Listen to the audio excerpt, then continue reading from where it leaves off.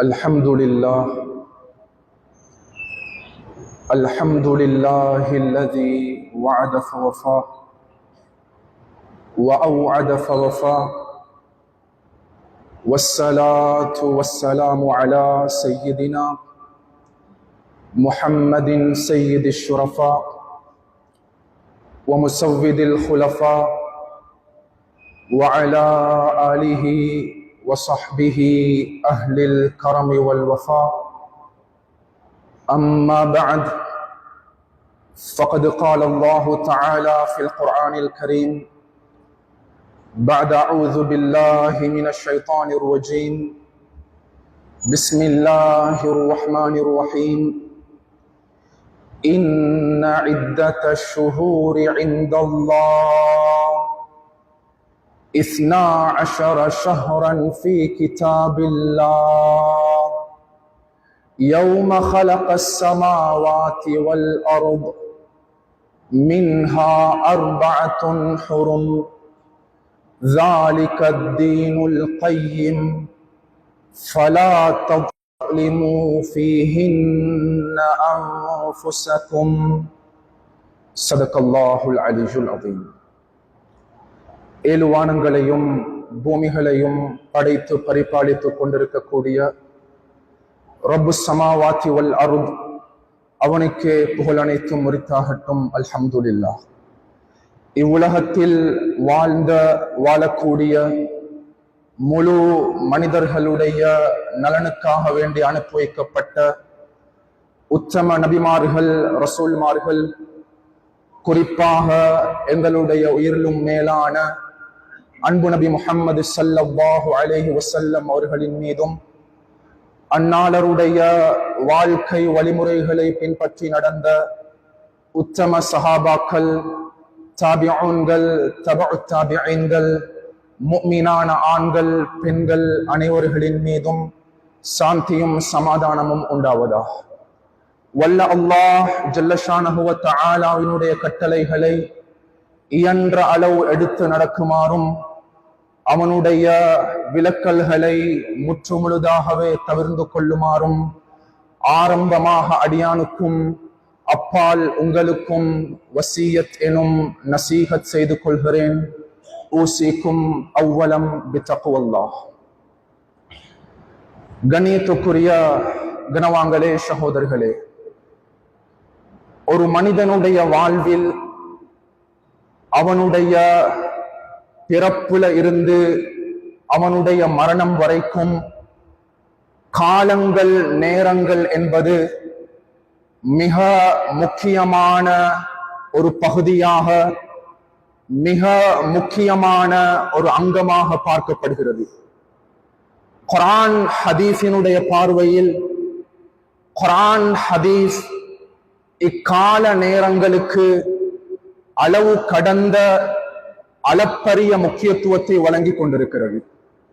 கண்ணியமானவர்களே, நாம் இதனை புரிந்து கொள்ள வேண்டும். ஒரு உதாரணத்தினுடைய அடிப்படையில் தெளிவுபடுத்த வேண்டும் என்றால், ஒரு மனிதன் ஒரு விடயத்தின் மீது சத்தியம் செய்வதற்கு விரும்புகிறான். அவன் ஒரு விடயத்தை உறுதிப்படுத்தி சத்தியம் செய்ய நாடுகிறான். அத்தருணத்தில் அவன் தன்னை பெற்றெடுத்த அவனுடைய தாய் தந்தையர்களின் மீது அவனுக்கு சத்தியம் செய்ய முடியாது. அதேபோல் அவன் பெற்றெடுத்த அவனுடைய குழந்தைகளின் மீதும் அவனுக்கு சத்தியம் செய்ய முடியாது. இவ்வாறான வளமைகள் நம் சமூகத்தில் இருக்கிறது. அதேபோல் நான் நின்று வணங்கக்கூடிய மஸ்ஜிதின் மீது சத்தியம் செய்ய முடியாது. கண்ணியமானவர்களே, மேலும் நான் ஓதக்கூடிய குர்ஆனின் மீது சத்தியம் செய்ய முடியாது. இஸ்லாம் இவ்வாறான சத்தியங்களை நம்மவர்களுக்கு தடை செய்திருக்கிறது. கண்ணியமானவர்களே, காரணம் இவைகள் அனைத்தும் அல்லாஹ் தஆலாவினுடைய படைப்பினங்களாக, மஹ்லூக்குகளாக பார்க்கப்படுகிறது.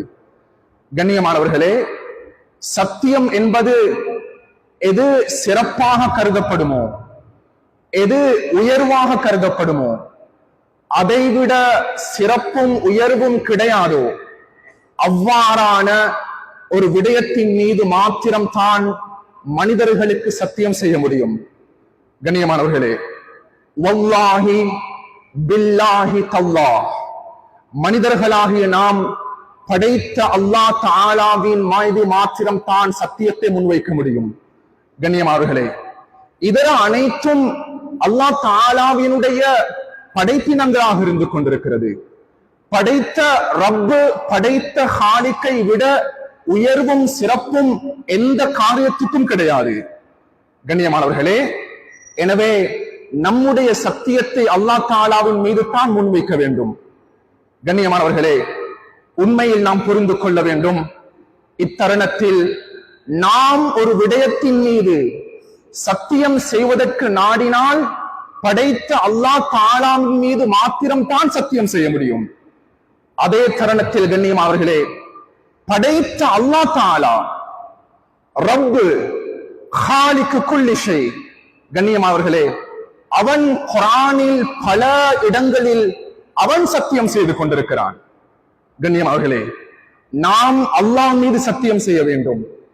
ஆனால் அல்லாஹ் தஆலா சில விடயங்களை மனித சமுதாயத்துக்கு தெளிவுபடுத்துவதற்காக வேண்டி அவன் குர்ஆனில் பல காரியங்களின் மீது அவன் சத்தியம் செய்து கொண்டிருக்கிறான். கண்ணியமானவர்களே, சூரா ஃபாத்திஹாலிருந்து சூரா நாஸ் வரைக்கும் பல இடங்களில் அல்லாஹ்வுடைய சத்தியத்தை நம்மவர்களுக்கு எடுத்துக் கொள்ளலாம். அதில் அன்புக்குரியவர்களே, மிகவுமே விசேடமாக, பிரத்யேகமாக, குறிப்பாக அல்லாஹ் தஆலா தன்னுடைய சத்தியத்துக்காக வேண்டி தேர்வு செய்த மிகவும் முக்கியத்துவம் வாய்ந்த அங்கம் அது கால நேரங்களாக இருந்து கொண்டிருக்கிறது. சுப்ஹானல்லாஹ், அல்லாஹ் தஆலா கால நேரங்களை தன்னுடைய சத்தியத்தை அவன் முன்வைக்கிறான். வல் அஸ்ர், காலத்தின் மீது சத்தியமாக, வல் ஃபஜ்ர், காலை பொழுதின் மீது சத்தியமாக, வத்துஹா, துஹா நேரத்தின் மீது சத்தியமாக, வன்னஹார், பகல் பொழுதின் மீது சத்தியமாக, வல்லைலி இதா சஜா, இரவு நேரத்தின் மீது சத்தியமாக, வஷ்ஷம்ஸ், சூரியன் மீது சத்தியமாக, வல் கமர், சந்திரன் மீது சத்தியமாக. கண்ணியமானவர்களே, அல்லாஹ் தஆலா குர்ஆனில் அவனுடைய சத்தியங்களை அல்லாஹ் காலத்தோடு தொடர்பான விடயங்கத்தின் மீது தெள்ள தெளிவாக சத்தியத்தை அல்லாஹ் முன்வைத்திருக்கிறான். சுப்ஹானல்லாஹ், இந்த இடத்தில் தான் அறிஞர்கள் நம்மவர்களுக்கு தெளிவுபடுத்துவார்கள், மனிதர்களாகிய நீங்கள் புரிந்து கொள்ள வேண்டும், மனிதர்களாகிய நாம் புரிந்து கொள்ள வேண்டும். நாம் ஒரு விடயத்தின் மீது சத்தியம் செய்ய வேண்டும் என்றால் நாம் படைத்த அல்லாஹ்வின் மீது மாத்திரம் தான் சத்தியம் செய்ய வேண்டும் என்றிருந்தால், ஆனால் அல்லாஹ் தஆலா ஒரு விடயத்தின் மீது சத்தியம் செய்கிறான் என்றால் அக்காரியம் எவ்வளவு சிறப்புக்குரியதாகவும் எவ்வளவு ஆழமானதாகவும் பார்க்கப்பட வேண்டும். கனிமகளே, காலங்கள் நேரங்கள் என்பது எவ்வளவு பெருமதியானது, காலங்கள் நேரங்கள் என்பது எவ்வளவு அற்புதமானது, காலங்கள் நேரங்கள் என்பது எவ்வளவு ஆச்சரியமானது. கண்ணியமானவர்களே, பருவ வயதுடைய காலம் கடந்திருக்கிறது, வாலிபத்துடைய காலம் கடந்து விட்டது, வயோதிபத்துடைய காலம் கடந்து கொண்டிருக்கிறது. காலத்தினுடைய பொறுமதியை நாம் புரியாமல் இருந்து கொண்டிருக்கிறோம். கண்ணியமானவர்களே, அன்பு நபி ஸல்லல்லாஹு அலைஹி வஸல்லம் உடைய 23 வருட நுபுவத்துடைய வாழ்க்கை, அந்த 23 வருட நுபுவத்துடைய வாழ்க்கையிலையும் ஒரே ஒரு விடுத்தம் தான் ஸல்லல்லாஹு அலைஹி வஸல்லம் அவர்கள் ஃபர்தான ஹஜ்ஜை நிறைவேற்றியிருக்கிறார்கள். அதனை நாம் ஹஜ்ஜத்துல் வதா என்பதாக அழைக்கிறோம். கண்ணியமானவர்களே, ரசூலுல்லாஹுடைய முதலும் இறுதியுமான ஃபர்தான ஹஜ், அந்த ஹஜ்ஜத்துல் வதா ஹிஜ்ரி 9வது வருடம் நடைபெற்றது. ஸல்லல்லாஹு அலைஹி வஸல்லம் அவர்கள் முழு சஹாபாக்களுக்கும் ஒன்று சேர்ந்தவர்களுக்கும் ஆழமான உருக்கமான சுப்ஹானல்லாஹ் ஒரு ஹுத்பாவை அத்தருணத்தில் முன்வைத்தார்கள். கண்ணியமானவர்களே, அத்தருணம் அன்பு நபியுடைய கடைசி சந்திப்பு. எவ்வளவு ஆழமான விடயங்களை சஹாபாக்களுக்கு முன்வைக்க வேண்டியிருந்தது. அதிலும் ஸல்லல்லாஹு அலைஹி வஸல்லம் அவர்கள் சுருக்கமாக உருக்கமாக முக்கியமான விடயங்களை தேர்வு செய்து முன்வைத்தார்கள். கண்ணியமானவர்களே, அதில் முன்வைத்த மிக ஆச்சரியமான ஒரு விடயம் தான் அலா, அறிந்து கொள்ளுங்கள் சஹாபாக்களே, மனிதர்களை நீங்கள் அறிந்து கொள்ளுங்கள், என்னுடைய உம்மத்தாளர்கள் நீங்கள் அறிந்து கொள்ளுங்கள், وَإِنَّ الزَّمَانَ قَدِ اسْتَدَارَ كَهَيْئَتِهِ يَوْمَ خَلَقَ السَّمَاوَاتِ وَالْأَرْضِ. வானங்களும் பூமிகளும் படைக்கப்பட்ட நாள் முதல் இக்கால நேரங்கள் என்பது சுழன்று கொண்டிருக்கிறது. காலங்கள் ஓடிக்கொண்டிருக்கிறது. காலத்தினுடைய முக்கியத்துவத்தை அந்த ஹஜ்ஜத்துல் வதாவில் ஸல்லல்லாஹு அலைஹி வஸல்லம் அவர்கள் சஹாபாக்களுக்கு முன்வைத்தார்கள். கண்ணியமானவர்களே, முன்வைத்த அடுத்த தருணம் தான் குர்ஆனில் ஒரு வசனம் இருக்குது. நான் இந்த மிம்பரிலும் பல விடுத்தங்கள் அவ்வசனத்தை நான் ஓதி இருக்கிறேன், தெளிவுபடுத்தியிருக்கிறேன். கண்ணியமானவர்களே, இன்ன இத்தத்த ஷுஹூரி இன்தல்லாஹ் இஸ்னா அஷ்ர ஷஹ்ரன் ஃபீ கிதாபில்லாஹ் யௌம ஹலகஸ் ஸமாவாத்தி வல் அர்த் மின்ஹா அர்பஅத்துன் ஹுரும். சஹாபாக்களுக்கு இதில் ஆச்சரியமான இந்த குர்ஆன் வசனத்தை ஓதி தெளிவுபடுத்தினார்கள். வானங்களும் பூமிகளும் படைக்கப்பட்ட நாள் முதல் அல்லாஹ் தஆலாவின் மூலமாக உருவாக்கப்பட்ட படைக்கப்பட்ட ஆச்சரியமான செயல் திட்டங்களில் செயல் ரூபங்களில் அல்லாஹ் தஆலாவுடைய ப்ராசஸ்கள்ல ஒன்று தான் இந்த 12 மாதங்களாக இருந்து கொண்டிருக்கிறது. கண்ணியமானவர்களே, குர்ஆன் வசனத்தை நபி அவர்கள் தெளிவுபடுத்துறாங்க. 12 மாதங்கள் இருக்கிறது சஹாபாக்களே. ஹஜ்ஜத்துல் வதாஇல் அன்பு நபியுடைய தெளிவுபடுத்தல் இது. 12 மாதங்கள் இருக்குது சஹாபாக்களே. 12 மாதங்கள் என்பது கண்ணியமானவர்களே முஹர்ரமுடைய மாதத்தில் இருந்து துல்ஹிஜ்ஜாவுடைய மாதம் வரைக்கும்.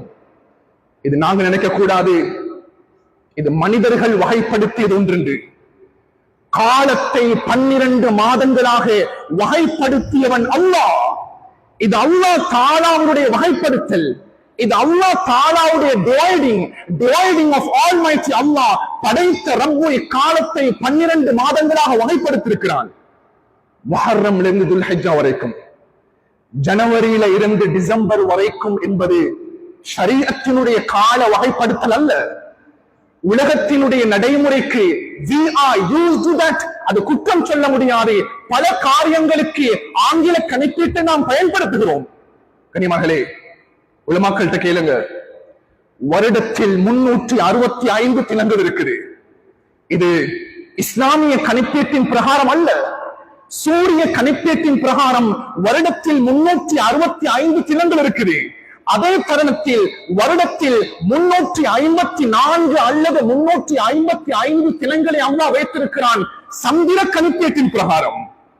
எவ்வளவு டிஃபரண்ட் என்று பாருங்க. சூரிய கணிப்பீட்டுக்கும் சந்திர கணிப்பீட்டுக்கும் மத்தியில் எவ்வளவு ஆழமான வித்தியாசம் இருக்கிறது. 365 தினங்கள், 355 தினங்கள், வருடத்தில் பல தினங்களுக்கு மத்தியில் வேறுபாடு காணப்படுகிறது.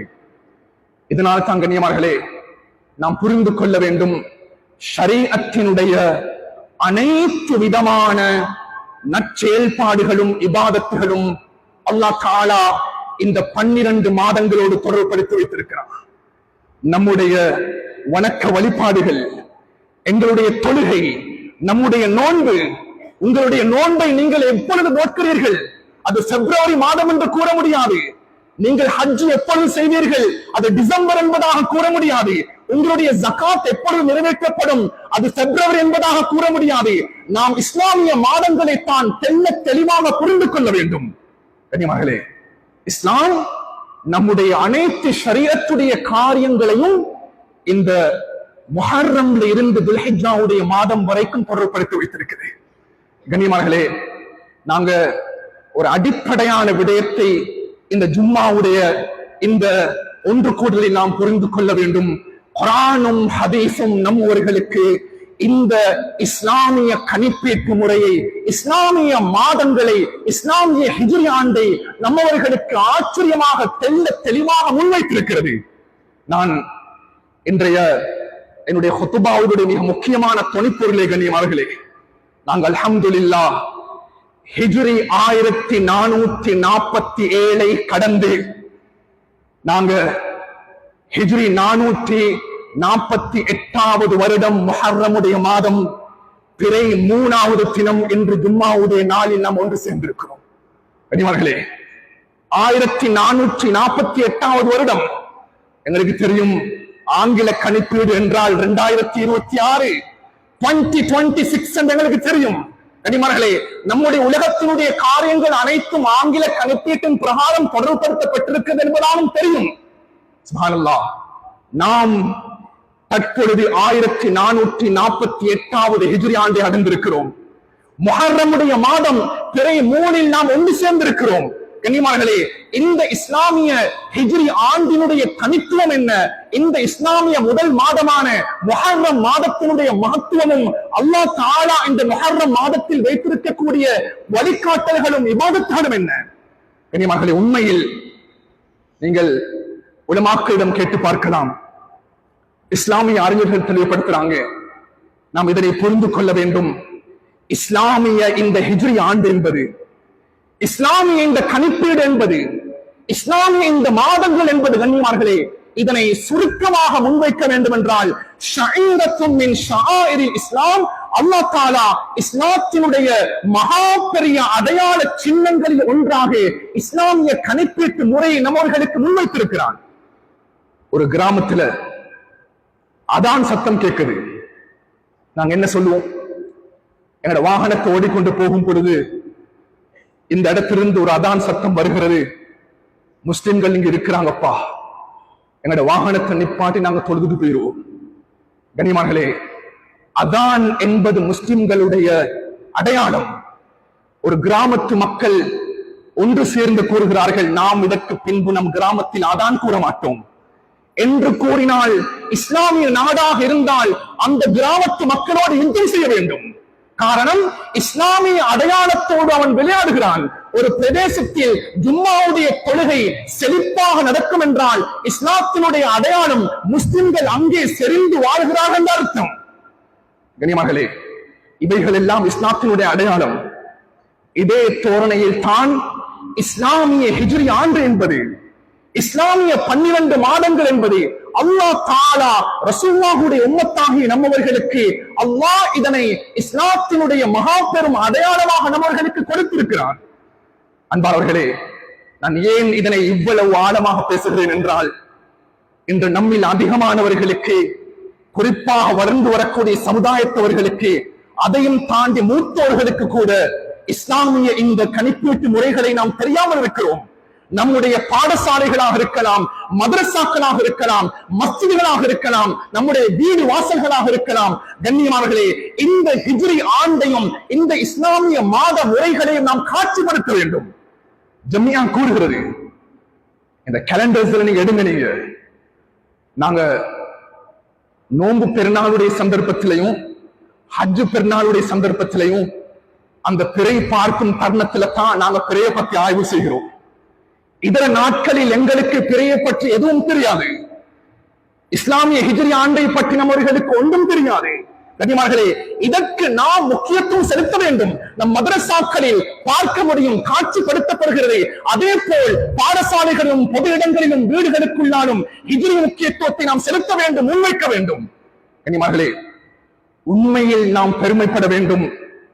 நாம் ரோமர்களையோ பாரிசியர்களையோ யூதர்களையோ சீனர்களையோ கிறிஸ்தவர்களையோ சுப்ஹானல்லாஹ் இந்துக்களையோ அவர்களுடைய வருடாந்த கணிப்பீட்டு முறையையோ அவர்களுடைய மாத கணிப்பீட்டையோ பின்பற்றக்கூடிய சமூகமாக அல்லாஹ் தஆலா ரசூலுல்லாஹுடைய உம்மத்தை அல்லாஹ் தேர்வு செய்யவில்லை. நம்மவர்களுக்கு தனித்துவமான கணிப்பீட்டு முறையை அல்லாஹ் கொடுத்திருக்கிறார். எங்களுக்கு தெரியும், கிறிஸ்தவர்களுடைய கணிப்பீட்டு முறை கிறிஸ்துக்கு முன் கிறிஸ்துக்கு பின். நபி ஈசா அலைஹிஸ்ஸலாமுடைய பிறப்பையும் அவர்களுடைய மரணத்தையும் வைத்து அவர்கள் முடிவு செய்வார்கள். ஜனவரியிலிருந்து டிசம்பர் வரைக்கும் கண்ணியமானவர்களே ஆய்வு செய்து பாருங்கள். ஜனவரியிலிருந்து டிசம்பர் வரைக்கும் உள்ள 12 மாதங்களும் அவர்களுடைய கடவுள்களோடும் அவர்களுடைய அந்த விசேட தினங்களோடும் தொடர்பானவை. ஜனவரி என்பது ஜன்னூஸ் என்ற பெயரிலிருந்து உருவாக்கப்பட்டிருக்குது. That is Roman God. அவர்களுடைய இலட்சங்களை குறிக்கிறது. பிப்ரவரி என்பது ஃபெப்ருவா என்ற வார்த்தையிலிருந்து உருவாக்கப்பட்டிருக்கிறது. அது ஃபெஸ்டிவல் ஆஃப் பியூரிஃபிகேஷன், அவர்களுடைய மத சம்பிரதாயங்களோடு தொடர்பானது. மார்ச் என்பது மார்ஸ் என்ற பதத்திலிருந்து வந்திருக்குது. மார்ஸ் என்றால் ரோமன் கோட் ஆஃப் வார். சுப்ஹானல்லாஹ். நான் இன்றைக்கு அதை நான் பிரயோகிப்பதில் குற்றம் சொல்லவில்லை. ஆனா இன்றைக்கு நாங்க இஸ்லாமிய முறையை தெரியாமல் இருக்கிறோம். இந்துக்களை எடுத்துக்கொண்டால் அது இந்துக்களுடைய 12 மாதம் கனிமார்களே பங்குனி மாதம் வரைக்கும் அனைத்தும் அவர்களுடைய நட்சத்திரங்களோடும் அவர்களுடைய சாஸ்திரங்களோடும் தொடர்பானவை. யூதர்களுடைய 12 மாதங்கள் எடுத்துக்கொண்டால் நிசான் எண்ணத்திலிருந்து அதர் வரைக்கும் அவர்களுடைய மத சம்பிரதாயங்களோடு தொடர்பானவை. அனைத்தும் அவர்களுடைய மதங்களோடு தொடர்பானது. அல்லாஹ் நம்மவர்களுக்கு ஹிஜ்ரி ஆண்டை கொடுத்திருக்கிறாங்க. கனிமார்களே, இஸ்லாமிய 12 மாதங்களை அல்லாஹ் கொடுத்திருக்கிறான். யாரும் தவறுதலாக புரிந்துவிடக் கூடாது. நாம் எந்த மாதத்தில் இருக்கிறோம், அடுத்ததாக எந்த மாதத்தை முன்னோக்க போகிறோம் என்ற விடயம் கூட சமூகத்தில் அதிகமானவர்களுக்கு தெரியாது. ஆச்சரியம் என்ன தெரியுமா கண்ணியமார்களே? இதை படிக்கும் பொழுது, இதை ஆய்வு செய்யும் பொழுது புரிகிறது, ரசூலுல்லாஹ் அவர்கள் இஸ்லாம் மார்க்கத்தை இந்த பூமிக்கு கொண்டு வரும் வரைக்கும் அரபிகளுக்கு மத்தியில் எந்த விதமான வருட கணிப்பீடு என்ற ஒன்றே இருக்கவில்லை.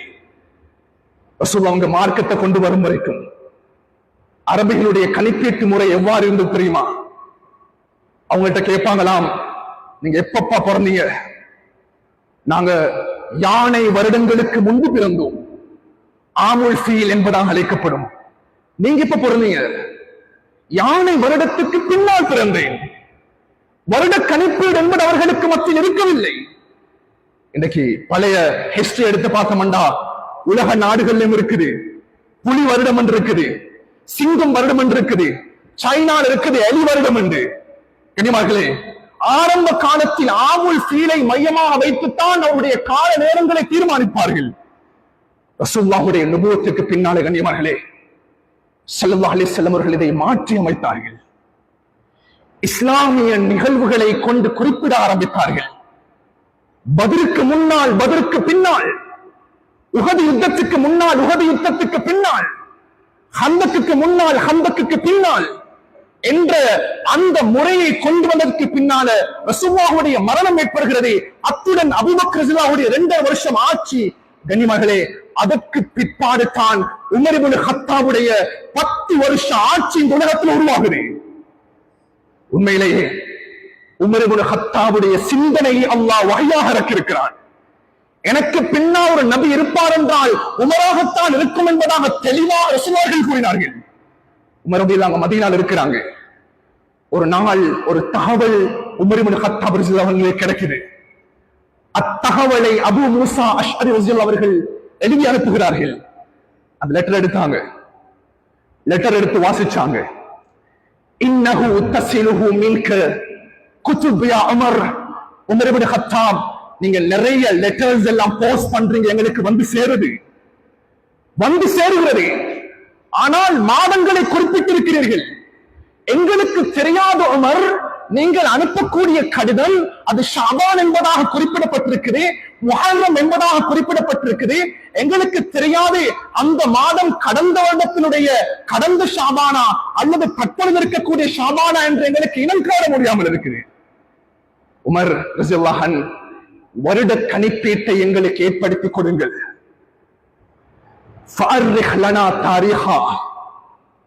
வருட கணிப்பீட்டை ஏற்படுத்துங்க. முழு சஹாபாக்களையும் முஸ்லிம்களையும் அழைத்தார்கள். சஹாபாக்களே, ஒரு ப்ராப்ளம் வந்திருக்குது, எங்களுக்கு நடைமுறை சிக்கல் இது. நாம் அவசரமாக வருட கணிப்பீட்டை ஏற்படுத்துவோம். மா ரஅய்யுக்கும், உங்களுடைய மஷூராவை கூறுங்கள் என்று கூறிய பொழுது சஹாபாக்கள் 4 விதமான மஷூராக்களை கூறினார்கள். இந்த வருட கணிப்பீட்டை எங்கிருந்து ஆரம்பம் செய்வது? சில சஹாபாக்கள் சொன்னாங்க, ரசூலுல்லாஹுடைய பிறப்பை வைத்து ஆரம்பம் செய்வோம். இன்னும் சில சஹாபாக்கள் கூறினார்கள், அன்பு நபியுடைய மரணத்தை வைத்து ஆரம்பம் செய்வோம். இன்னும் சில சஹாபாக்கள் கூறினார்கள், ரசூலுல்லாஹுடைய நுபுவத்தை வைத்து ஆரம்பம் செய்வோம். இன்னும் சில சஹாபாக்கள் கூறினார்கள், இல்ல நாம் ரசூலுல்லாஹுடைய ஹிஜ்ரத்தினுடைய ஆண்டை வைத்து நாம் இந்த வருட கணிப்பீடை தீர்மானம் செய்வோம் என்று கூறிய பிற்பாடு கண்ணியமார்களே, உமர் இப்னு கத்தாப் ரலியல்லாஹு அன்ஹு சொன்னாங்க, மஷூராவுடைய தீர்மானம் நாம் இறுதி கட்டமாக இந்த ஆண்டினுடைய முடிவை ரசூலுல்லாஹுடைய நுபுவத்தை வைத்தோ, பிறப்பை வைத்தோ, ரசூலுல்லாஹுடைய இறப்பை வைத்தோ தீர்மானம் செய்ய தேவை கிடையாது. உமர், நீங்க எப்படி நீங்க சொல்யூஷன் தர போறீங்க? ரசூல் ஸல்லல்லாஹு அலைஹி வஸல்லமுடைய ஹிஜ்ரத்தை வைத்து நாம் இந்த வருட கணிப்பீட்டை முடிவு செய்து விடுவோம். கனிமர்களே, நாங்கள் லேசாக ஹிஜ்ரி 1448 என்று சொல்லிடுறோம்.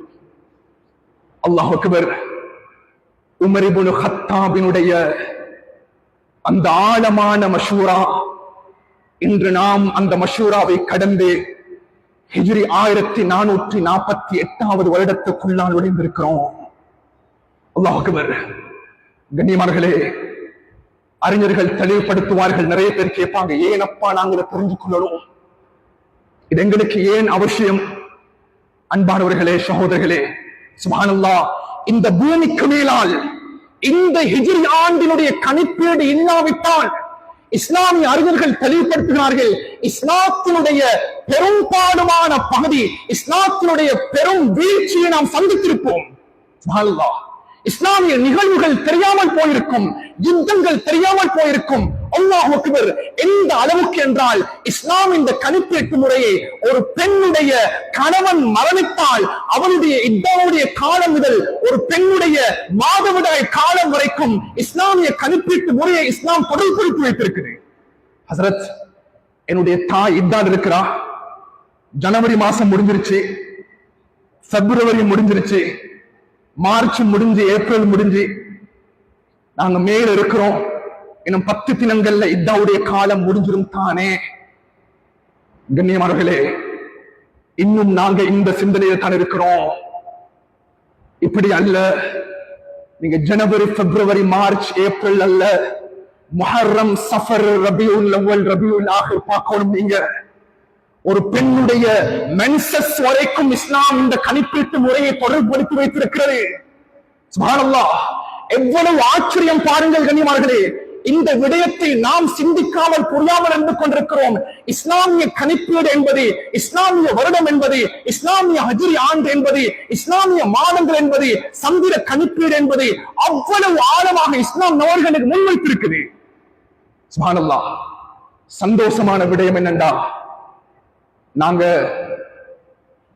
இஸ்லாமிய 12 மாதங்கள்லையும் முதல் மாதமான முஹர்ரமுடைய மாதத்துக்குள்ள இருக்கிறோம். இன்னைக்கு பிறை 3 அமர்ந்திருக்கிறோம். கண்ணியமார்களே, ரமபான் மாதத்தை பத்தி எங்களுக்கு தெரியும். ரமபான் எப்படி அப்பா? அது நோன்புடைய மாதம், குர்ஆன் கடமையாக்கப்பட்ட மாதம், லைலத்துல் கத்ருடைய இரவு இருக்கக்கூடிய மாதம். கண்ணியமார்களே, இஸ்லாம் இந்த 12 மாதங்களையும் 2 வகைகளாக வகைப்படுத்திருக்கிறது. குர்ஆன் வகைப்படுத்திருக்கிறது. 8 மாதங்களை ஒரு பக்கமாக வையுங்கள், அடுத்த 4 மாதங்களை குர்ஆன் வேறொரு பகுதியாக வைத்திருக்கிறது. கண்ணியமார்களே, 4 மாதங்களுக்கு அல் அஷ்ஹுருல் ஹுரும் என்பதாக அழைக்கப்படுகிறது. குர்ஆன் அல்லாஹ் பகிர்ந்து கொள்கிறான், மின்ஹா அர்பாத்துன் ஹுரும். இந்த 12 மாதங்களையும் 4 மாதங்கள் இருக்கிறது. முஸ்லிம்கள் புரிந்து கொள்ளுங்கள், சிறப்புக்குரிய மகத்துவமான ஆச்சரியமான 4 மாதங்கள். 8 மாதத்தை ஒரு பக்கமாக வைங்க. ஹிஜ்ரி ஆண்டினுடைய முதலாவது மாதம் நாங்க இருக்கிறோம். இந்த 4 மாதங்கள்ல கண்ணியமார்களே, உண்மையிலேயே ஸல்லல்லாஹு அலைஹி வஸல்லம் சொன்னாங்க, அந்த 4 மாதங்களும் ஹஜ்ஜத்துல் வதால சஹாபாக்கள் இருக்கும் பொழுது, சஹாபாக்களே, இந்த 4 மாதங்கள் என்ன தெரியுமா? மின்ஹா ஸலாஸா முத்தகாலியாத். பின்னால் இருந்து பார்க்கும் பொழுது இந்த 4 மாதங்களும் தொடர்ச்சியாக வருகிறது. துல்காதா, துல்ஹிஜ்ஜா, முஹர்ரம், ரஜப் என்ற மாதம் தனியாக இருக்கிறது என்பதாக நபி அவர்கள் சொன்னாங்க. இந்த 4 மாதங்களில் முஹர்ரமுடைய மாதத்தில் நாங்கள் இருக்கிறோம். உண்மையில் கண்ணியமார்களே, ஜாஹிலிய காலத்தில் காபாவை அவர்கள் வலம் வருவார்கள். காபாவை வலம் வரக்கூடிய பலவிதமான தோற்றங்கள் இருக்குது. சில சந்தர்ப்பங்களில் அந்த மக்கள் நிர்வாணமாக காபாவை வலம் வருவார்கள். இந்த 4 மாதங்கள் வந்துவிட்டால் தாய்மார்கள் தங்களுடைய குழந்தைகளை பார்த்து கூறுவார்களாம், என்னுடைய அருமை குழந்தைகளே, நாங்க இருக்கிறோம் எந்த மாதம் தெரியுமா? நாங்க முஹர்ரம்ல இருக்கிறோம், நாங்க துல்காதால இருக்கிறோம், நாங்க துல்ஹிஜ்ஜால இருக்கிறோம், நாங்க ரஜப்ல இருக்கிறோம். இந்த காலத்தில் பாவங்கள் செய்யக்கூடாது. இந்த காலம் கௌரவமானது, இந்த காலம் கண்ணியமானது.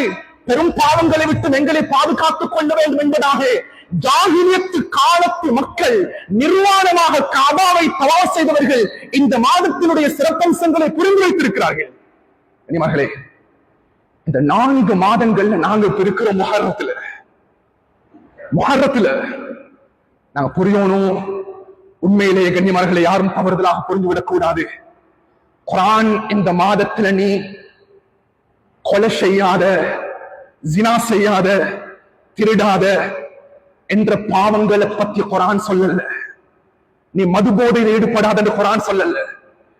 இந்த மாதத்தில் குர்ஆன் தடுத்த ஆக பயங்கரமான பாவம் கண்ணியமானவர்களே, உலமாக்களிடம் கேட்டு பாருங்கள். குர்ஆன் ஓப்பனாக தெளிவாக பேசுகிறது. இந்த மாதத்துடைய பிறை தென்பட்டு விட்டால் இந்த மாதத்தில் நீங்கள் அநியாயம் என்ற பாவத்தை செய்யாதீர்கள். அநியாயம் கண்ணியமானவர்களே, முஹர்ரம் மாதத்துல நீங்க அநியாயம் செய்யாதீங்க. ரஜப் மாதத்துல நீங்க அநியாயம் செய்யாதீங்க. துல்காதா துல்ஹிஜ்ஜாவுடைய மாதத்தில் அநியாயம் செய்யாதீர்கள். அநியாயம் என்ற இந்த பதத்திற்கு 3 விதமான விடயத்தை உலமாக்கள் முன்வைக்கிறார்கள். முதலாவது, அநியாயம் என்பது ஒரு மனிதன் படைத்த அல்லாஹ்வுக்கு செய்யக்கூடிய அநியாயம். அல்லாஹ்க்கு எப்படியப்பா அநியாயம் செய்யறது? ஷிர்க்ல ஈடுபடுறது. இரண்டாவது அநியாயம் கண்ணியமானவர்களே, துல்முன் அலா கைரி, ஒரு மனிதன் அடுத்தவனுக்கு செய்யற அநியாயம். அவனுக்கு ஏசுறது, அவனுடைய மானத்தை எடுக்கிறது, அவனை கொலைப்புறது, அவனை பத்தி புறம் பேசுறது, அவனுடைய சொத்துக்களை பறிக்கிறது, எடுத்த கடன்களை கொடுக்காம இருக்கிறது, அடுத்தவனுக்கு அநியாயம். கண்ணியமானவர்களே, மூன்றாவது அவனுக்கு செய்யற அநியாயம். இது எப்படி அப்பா? சுப்ஹானல்லாஹ், அவன் எப்படி அவனுக்கு அநியாயம் செய்யறது? கண்ணியமானவர்களே, ஒரு மனிதன் ஐவேளை தொழவில்லை என்றால் அவனுக்கு செய்யற அநியாயம். ஒரு மனிதன் மது போதையில் ட்ரக்கில் ஈடுபடுகிறான் என்றால் அவனுக்கு செய்ய அநியாயம். ஒரு மனிதன் ரமதானுடைய காலத்தை முன்னோக்கி நோன்பு பிடிக்கவில்லை என்றால் அவனுக்கு செய்த அநியாயம். ஒரு மனிதன் ஜகாத் தகுதியாக இருந்தும் ஜகாத் கொடுக்கவில்லை என்றால் அவனுக்கு செய்த அநியாயம். குர்ஆன் பேசுகிறது, இந்த மாதங்கள் வந்துவிட்டால் இந்த துல்ம் என்ற பாவத்தில் நீங்கள் ஈடுபடாதீர்கள். அவ்வளவு பயங்கரமாக பேசப்பட்டிருக்குது. மகளே, மற்ற பாவங்கள் கொமனாக அது பரவி பண்ணப்பட்டிருக்கிறது. துல்ம் என்பது மிகவும் பயங்கரமானது. இந்த உலகத்தில் கண்ணியமானவர்களே, ஒரு மனிதன் அநியாயக்காரனாக மாறிவிட்டால் அல்லாஹ் தஆலா அவனுக்கு மௌத்தையே கொடுக்க மாட்டான். சுப்ஹானல்லாஹ். எதுவரைக்கும் என்றா, சுப்ஹானல்லாஹ், அவனுக்கு அந்த அநியாயம் இழைக்கப்படும் வரைக்கும், அதனுடைய தண்டனை உலகத்தில் அவன் அனுபவிக்கும் வரைக்கும் அவனுக்கு மௌத்து கிடையாது. மகளே, அநியாயத்துடைய பயங்கரம், ஜினா செய்து விட்டால் அதனுடைய பயங்கரம் அது கியாமத்துடைய நாள் இருக்குது. மதுபானம் மறந்து விட்டால் அதனுடைய தண்டனை கியாமத்துடைய நாள் இருக்குது. அநியாயம் செய்து விட்டால் அல்லாஹ் தஆலா தண்டனையை உலகத்தில் கொடுக்காமல் அவனுக்கு மௌத்தை கொடுக்க மாட்டான். என்னுடைய பக்கத்து வீடாக இருக்கேனும், நண்பனாக இருக்கேனும், என்னுடைய ஊர்ல இருக்கக்கூடிய சக மனிதனாக இருக்கேனும், கண்ணியமானவர்களே, இம்மாதத்தில் நாம் இப்பாவத்தை விட்டும் நம்மை பாதுகாத்துக் கொள்வோமாக. அல்லாஹ் நம்மை பாதுகாக்கணும். கண்ணியமானவர்களே, இதே தருணத்தில் முஹர்ரமுடைய மாதத்தில் நாம் இருக்கிறோம். முஹர்ரமுடைய மாதம் என்பது கண்ணியமானவர்களே, நாம் நினைப்பது போன்று ஜனவரி மாதத்தை போன்றது அல்ல.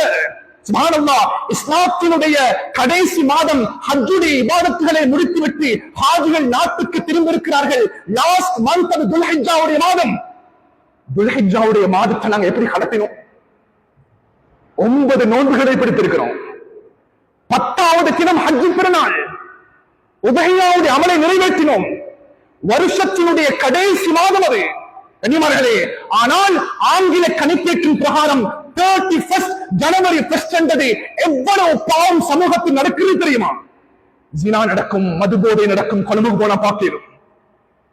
இஸ்லாமிய மாதத்தினுடைய கடைசி மாதமும் இஸ்லாமிய மாதத்தினுடைய முதல் மாதம் முஹர்ரமுடைய மாதமும் கண்ணியமானவர்களே இபாதத்துகளோடு தொடர்பு படுத்தப்பட்டிருக்கிறது.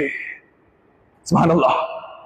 ஸல்லல்லாஹு அலைஹி வஸல்லம் ஹதீஸ், ரமதானுடைய நோன்புக்கு பின்னால நபி அவர்கள் கூடுதலாக நோன்பு பிடித்த ஒரு மாதம் இருக்கும் என்றா இந்த முஹர்ரமுடைய மாதம்.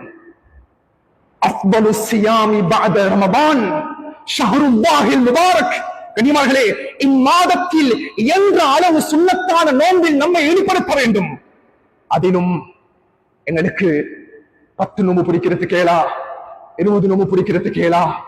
கண்ணியமானவர்களே, அல்லாஹ் இந்த அமலை நம்மவர்களுக்கு செய்யும் தருணத்தை கொடுக்கணும். இந்த மாதத்தினுடைய பிறை 10வது நாள். நான் நினைக்கிறேன் வரக்கூடிய வியாழக்கிழமை முஹர்ரமுடைய மாதம் ஆஷூரா என்ற நோன்பை இஸ்லாம் சுன்னத்தாக்கி இருக்குது. ஆஷூரா நோன்பு ரசூலுல்லாஹ் நடந்து போறாங்க இப்படி மதீனால. யூதர்கள் இருந்து கொண்டிருக்கிறாங்க. யூதர்கள் நோன்பு பிடித்திருக்கிறாங்க. என்னப்பா நீங்க நோன்பு பிடிச்சிருக்கிறீங்க, என்ன ஸ்பெஷல் இது? மஹாதல் யௌமுல்லதி தஸூமூன, இது நபி மூசாவை அல்லாஹ் ஃபிரௌனிடம் பாதுகாத்த தினம் என்று கூறிய பொழுது ஸல்லல்லாஹு அலைஹி வஸல்லம் சொன்னாங்க, அவ்வாறு என்றால் நானும்